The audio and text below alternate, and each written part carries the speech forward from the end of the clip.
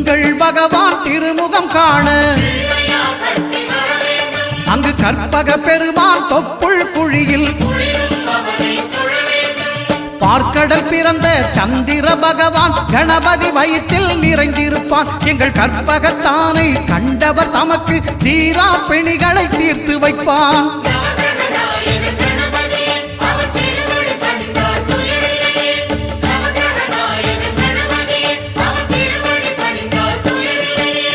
ஒன்பது கோளும் ஒன்றாய் காண அங்கு கற்பகம் என்னும் கடவுளின் மெய்யில்